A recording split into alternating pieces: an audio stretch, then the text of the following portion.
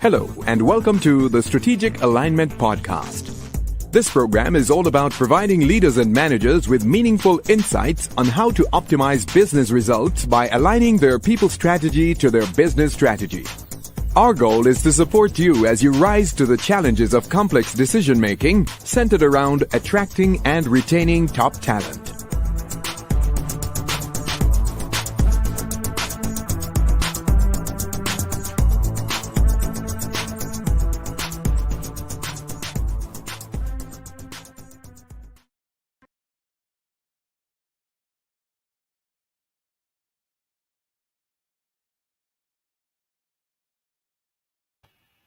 Hello, everybody. Welcome to another Strategic Alignment Podcast. I'm so excited to be here with you guys for another episode where we just talk about how can you lead from wherever you're coming from. Here at Podingers and Associates, we say leadership is really leading up, leading down, leading across, and most importantly, leading yourself. I know many of you guys may be wondering, a fit brain, what am I talking about?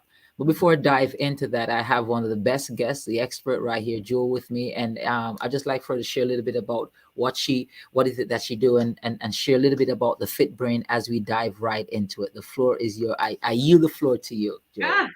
Well, thank you for having me. Thank you for inviting me to chat a little bit. My name is Jeuelle. I'm a psychiatric physician assistant, and I'm passionate about holistic approaches to supporting mental health and brain health and function. So in general, I love working with people and with clients, helping them deal with stress, anxiety, depression, burnout, right? Going from feeling overwhelmed and helpless in their struggles to feeling educated and empowered to change their lifestyle habits and nutrition, to take ownership of their mental health and wellness so they can thrive mentally, physically, spiritually, and doing it in an environment where they don't feel like they're alone, where they feel like they're really supported. So that's my passion. I do mental health coaching, and I'm also, I've been a PA for over 20 years, and I currently spend most of my days as a psych PA helping patients with mental health concerns. Well, as you say that about helping patients with mental health concerns, as you know, we're in the leadership field, and as we talk about leadership, leading up, leading down, leading across, leading yourself, many times, leaders, we think about the fact that we're qualified, we have the best team, we are getting the best results. But most times we're messed up in the head when it comes on to dealing with anxiety, dealing with stress, being able to deal with employee. And I don't think most leaders are equipped with the right skills and even understand the importance of being fit mentally or having their brain in the right space. Some of us only have necks, but our brains are somewhere else. You want to tell us a little bit about that and why is that important when it comes down to brain health?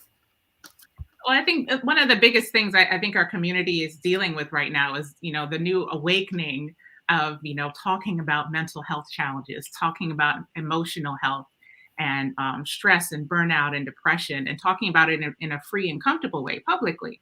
And I think for many, many years, this is not something that's new. We all know that mental health issues have been a part of our culture, but they haven't been talked about, right? And there's a heavy stigma towards people actually being vulnerable to talk about their struggles with stress and anxiety and depression and reaching out for help. And particularly for those who are called to be leaders, I think because we see ourselves in a certain way, right? As we're supposed to be the authority or the one offering guidance to others, it can be hard for us to admit our own humanity and to admit that we often struggle in the same way that we're trying to encourage others, and motivate others. So I think it's an important awakening that's happening, but I could see that there's still a lot of growth that has to be done in people learning how to accept, the real parts of themselves, accept their humanity, and reach out for help and support. Rather than thinking that they need to carry this on their own. So Jeuelle, what are some of the signs as a leader that are symptoms that should tell you at this point that you're not in the right place or the right space? What are some of the telltales that you should pay close attention to that may, in the long run, negatively lead the kind of results that you want to achieve as an individual, or whether you're leading or not?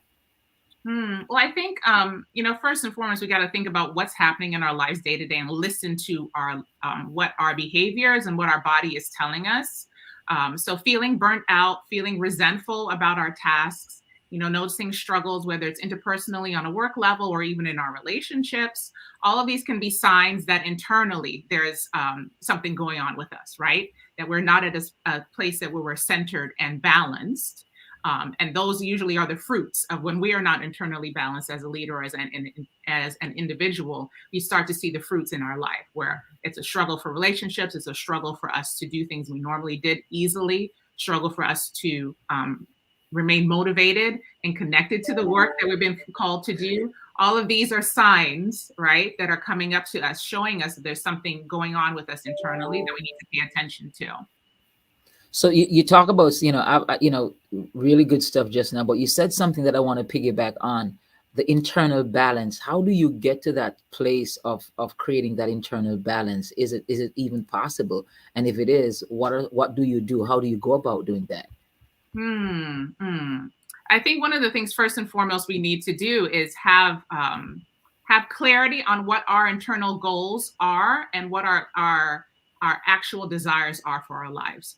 Because sometimes we can start on a path, working towards one goal, but over time we've never reassessed that goal and never equalized the things in our lives so we're prioritizing things in the right way.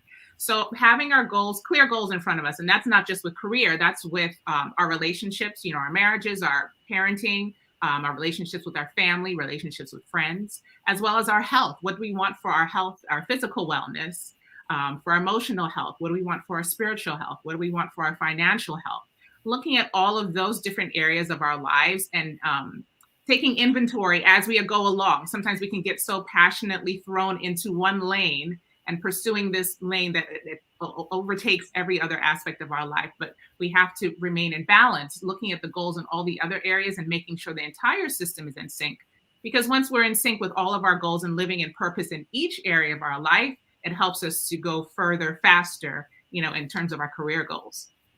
I like that. So because sometimes what you find that what happens is that we're so focused, we compartmentalize and we put things in different areas and forgetting that everything that we do in our lives impact everything that we do. Everything. And but what are some tips in terms of how do you know when you're off kilter, when you're off balance? How do you go about dealing with that? Because, for example, you hear some leaders, they're like, what, I had a tough day at work today, and it's because of that employee. Should they just squarely place the blame on a given thing, or should they take a generalized picture to see exactly what's happening across their life that's leading them to feel the way they feel? Absolutely. Absolutely. So yes, we do want to take a complete inventory of what's happening in all areas of our lives. My goal, my focus when working with clients and patients is looking at what's happening from the neck down. People can be so focused and they come in and tell me what's happening in their head in terms of their emotions, right? And what they're feeling. But the root of integrative psychiatry, which is what I practice, is we're looking at the root causes. What else is happening with your system? We believe that God created our bodies as a beautiful ecosystems where every system is feeding off each other. So when there's something happening emotionally with us, whether it's cognitively with focus and motivation and clarity, or it's with our emotional health, we have to take a look at what's going on with the rest of our system. Are we neglecting the rest of our health? Are we not sleeping well? Are we paying attention to what we put into our bodies? Are we feeding our bodies well? Are we moving our bodies? Are we giving our bodies opportunities to grow, physically and to, remain in balance in that way? Are we paying attention to underlying health issues instead of like brushing them off and saying, oh, I make that appointment. I haven't had my physical in 5 years, but I'll get around to that. Are we paying attention to what's happening with our physical health? All of those things are of utmost importance if we want to be at the top of our game mentally, cognitively, and emotionally. So that's my general approach, is helping people see how their lifestyle habits and the rest of their health is going to impact what they want in terms of their professional goals or their emotional, their mental health goals. So I'm hearing that. I like that from the neck down, because sometimes look, we will have to have a conversation just about that part from the neck down. And you said something that really resonated with me too, because I struggle with the sleeping side of things, because sometimes I feel like I need to get so much done and I forget that part is important. So when we have the anxiety and making decisions and stuff like that, we find that it's bothersome when I'm not getting enough sleep. I recognize that my what you call it, my fuse much shorter. I can only deal with certain things for a certain period of time. When it comes on to making decisions, I recognize that between 7 a.m. and 12 a.m. I make great decisions, but after that point, I prefer just to be engaged in busy work. So what are some of the markers for somebody who is a novice towards thinking about from the neck down, not understanding how to deal with the mental health challenges that they may be having? What are some tips that you can share from your expert position that could allow them to initiate the process in terms of taking care of themselves so that they can do a better job in terms of taking care of others? Absolutely. So first and foremost, my first recommendation is that you reach out for support instead of trying to internalize it and figure it, say to yourself, well, this is something I'm going to figure out on my own. Talk to your primary care doctor. If you don't want to see a therapist yet, or you really don't want to see a psychiatrist yet, which I hope you're not too scared about, you could come and see me. But, if you're really anticipating, actually talking to somebody about what's happening with you in terms of stress and burnout and cognition, start with your regular doctor and talk with them about it. Okay. Because at the very top, we want to make sure that we're handling whatever medical issues may be concerning your body, concerning your particular situation at the moment. So starting with that, and then paying attention to what you're doing day to day. So say, how am I taking care of myself in the evening? What am I doing for myself that I actually enjoy? Making self-care a part of your daily routines. And self-care could just be knowing that at a certain time I shut off work and I prepare for rest, or I shut off work and I connect with my spouse or my kids. Okay. Actually planning that time into your day rather than falling into the rut of there are not enough hours in the day. There's always going to be work, right? There's always going to be work. But if we don't prioritize our health and our self and fit it into the day, just like we fit everything else into our schedule, then ultimately we're not going to be empowered to be able to do anything else that's on our schedule, because our bodies are going to shut down on us and our emotional health is going to shut down on us. So we have to start prioritizing the self-care, prioritizing time where we pull away from the all-consuming work and goals and so forth, and start focusing on taking care of our physical being, taking care of our emotional being. So physical being meaning getting sleep, meaning working out, getting some physical exercise. Doesn't have to be hardcore gym time. It could be just getting a walk consistently around the neighborhood, at least once a day, and getting fresh air and being out in the sun. Simple things like that. It's so easy for those little things to fall into the cracks when life is so busy and there's so many things to do. It's easy to brush off exercise. I just don't have time for that. You have time for it. You have time for it. You make time for everything else. You have time for that. That's true.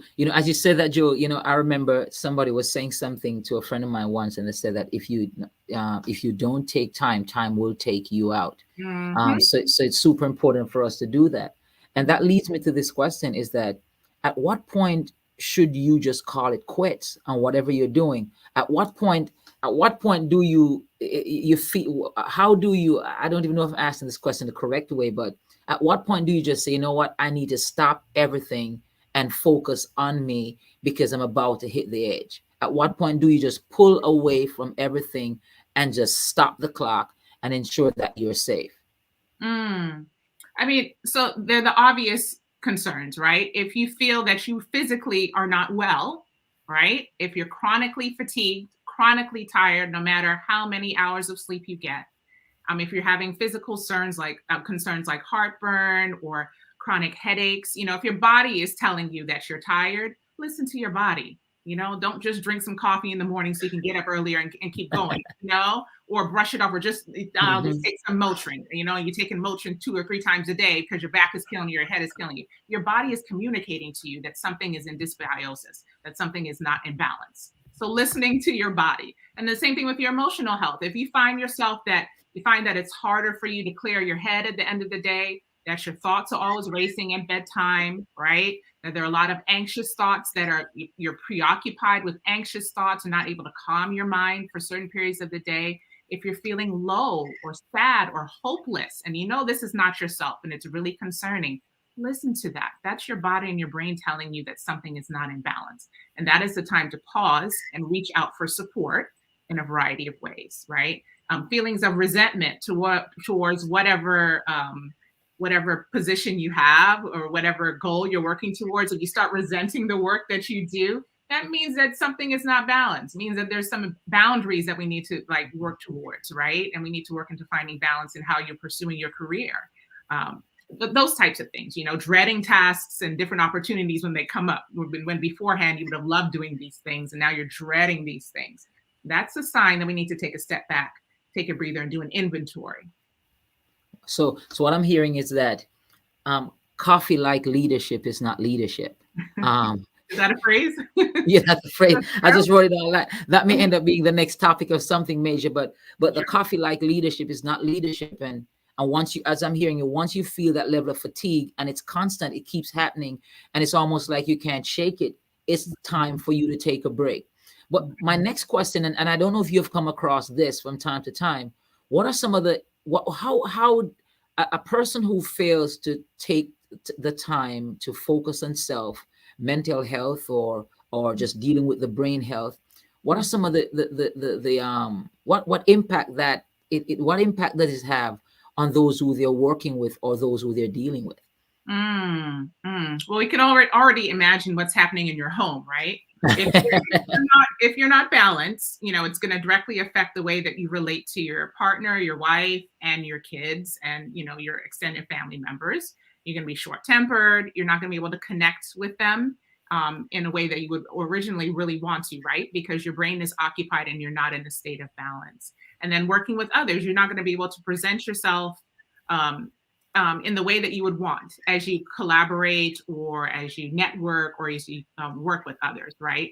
If we're not centered emotionally, then we're not going to be thinking in a clear way to be the leader that those who are working under us or working with us need us to be, right? So if we're not centered as a whole, we're not really, I don't want to say we're not fit, but we're not going to be functioning at our best in the goal that we feel like we're called to be as a leader.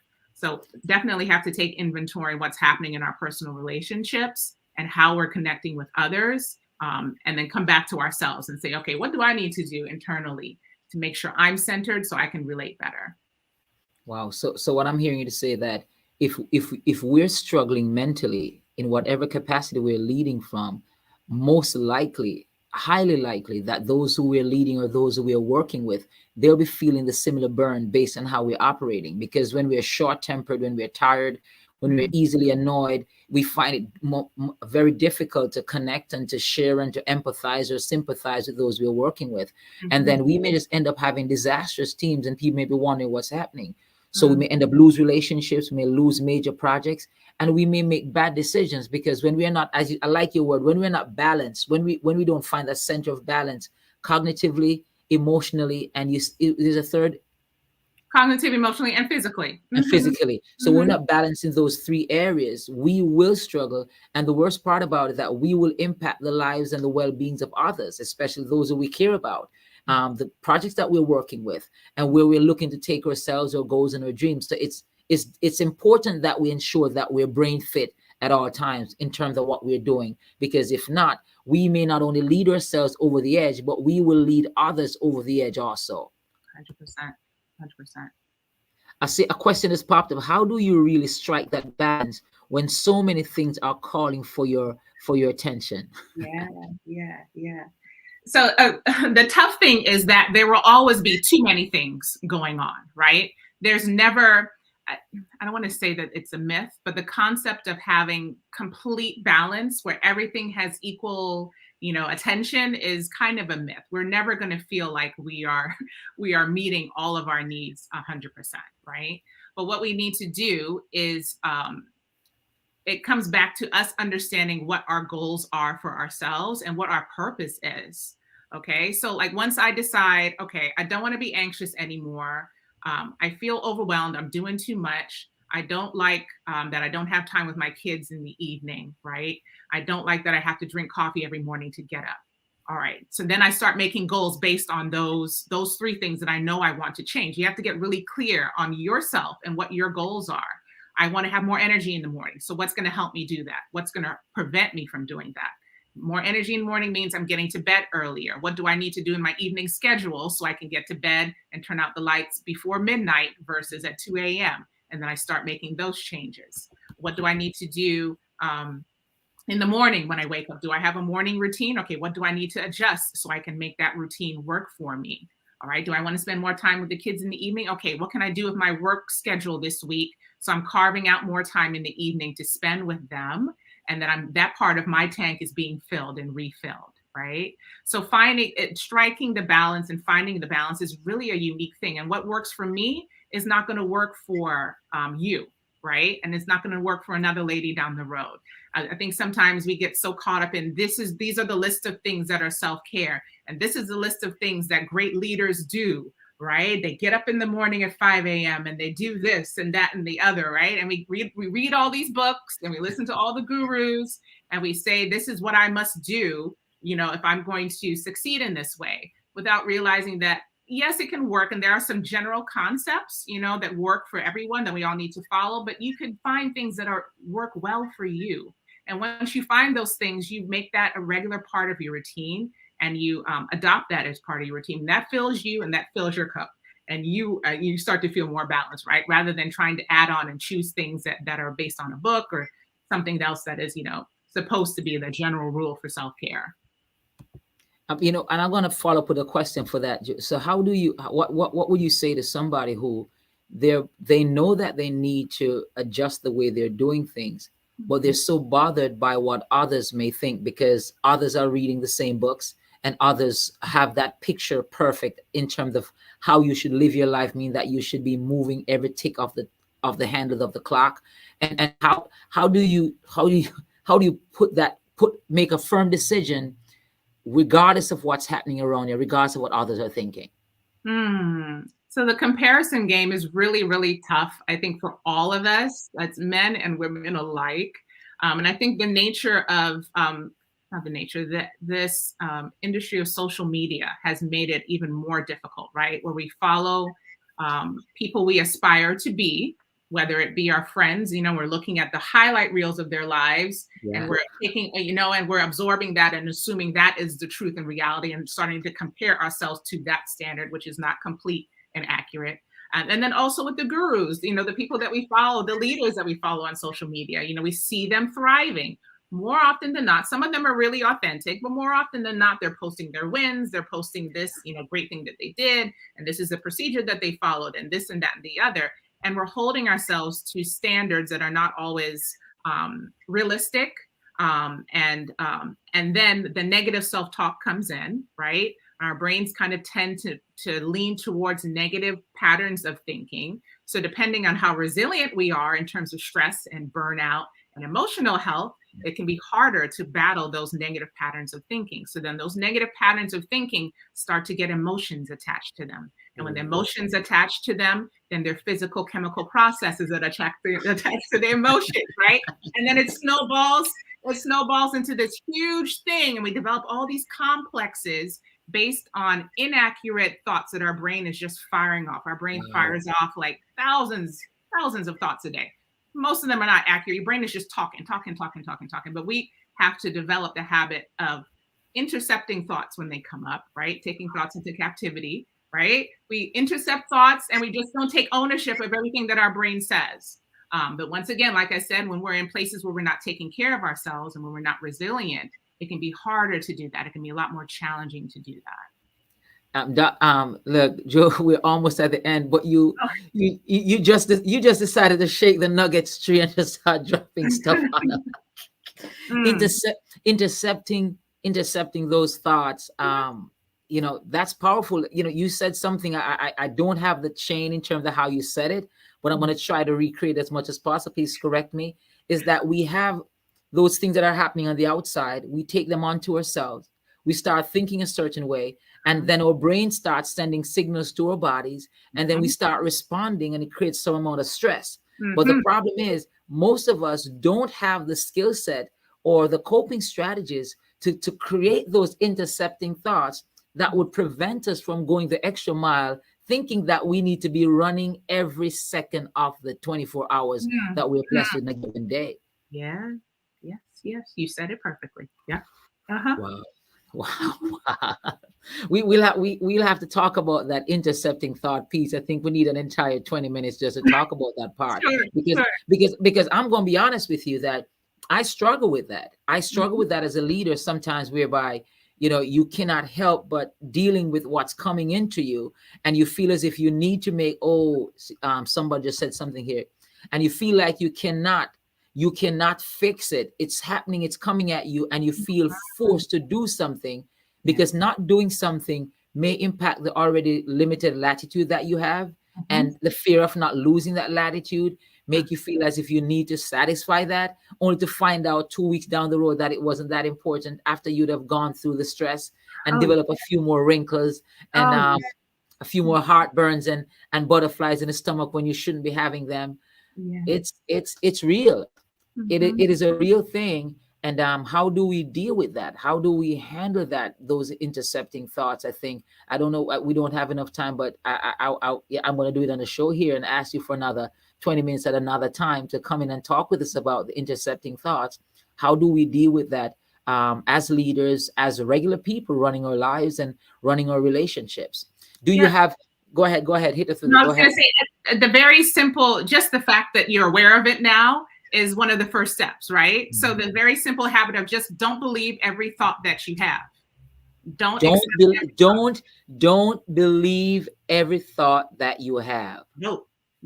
We have to get into the habit of challenging our thoughts. And sometimes it's just a pause to say, do I know that this is true? Right? As when you think about it, it's like, is that true? Do I know that to be 100% true?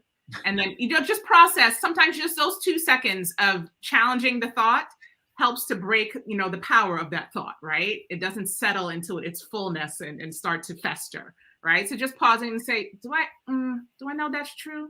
No. And that might be just the half second that's necessary for you to be able to redirect, right? But it's an ongoing practice. And I tell my patients all the time, it's a human thing. And no one has reached the zenith where it's not something that they don't struggle with. It's something that I struggle with daily and that I have to practice. And I'll go through periods when I have not been practicing it, and I know it because I'm more anxious. I tend to be anxious. So I'm very anxious and unsettled in my spirit and physically. And I say to myself, I always say to myself, okay, Jewel, what's going on? I talk about holistic health, right? So I was like, what did I eat today? Because food has an impact on immediate emotions, because your gut is directly connected to your central nervous system. So eating certain things can have like almost instantaneous effect on your moods, right? So I say, what did I eat today? Have I taken my vitamins? Have I worked out? Have I slept? What am I doing? I go down my list. What am I doing? When's the last time I had my quiet devotional time, spiritual time? Have I slacked on that? I go down the list, and then I say, okay, what's happening in my mind? And I go, those are the basics. It's a daily walk that you have, going down the list of the simple things that we know are connected to how our emotional health is connected to our physical health, and doing a daily inventory. And that's part of the practice that you learn and you grow in. It's not something you ever accomplish. You're never fully accomplished until you're growing. Wow. Thank you very much, Joe, for joining us today on another Strategic Alignment podcast. As I said, I'm putting my plea in for another 20-minute session just to talk more about this, because I think it's something powerful in just working with leaders and regular people. They struggle. Let me take ownership. We struggle with this. We struggle with intercepting our thoughts. We struggle with having that internal balance of physical, mental, and emotional balance, and the inner balance. I'm getting it, inner balance. So we struggle with that, and it's something that, when we're in a better place, we make better decisions, and those around us carry bigger smiles when we're more balanced in those areas. So Julie, before we head out, you want to share a little bit about how you can be found by others, and what are some of the other things that you do? The floor is yours. Oh, sure. So I can be found on social media, Instagram and Facebook, under Your Fit Brain. That's the name of my company. And I also see patients. I work for 2 practices covering multiple states, in the Northeast, Maryland and New Jersey, and in the South, and in California. So you can find information on that on my Facebook page and Instagram. You can send me a message at any time. I'll be happy to answer any questions you may have, talk about how I can support you through coaching on your journey. And if you would like some further, more advanced support, I can provide you information on that as well. So you can connect with me as a physician assistant. Wow. Thank you very much for joining us today. It was a plum pleasure having you with us. I hope you're enjoying the weather. You're planning for the winter, right? I'll be getting more sunshine, and hopefully You will. On this side. Well, that's beautiful. But thank you very much. And guys, thank you for joining us on another Strategic Alignment podcast, where we say leadership is really leading up, leading down, leading across, leading yourself, and always looking for an opportunity to add value to others and yourself. And by doing that, you'll create a community of leaders who are constantly impacting change and expanding the latitude of others who they work with or who they serve. Thank you very much, and you guys have a great one.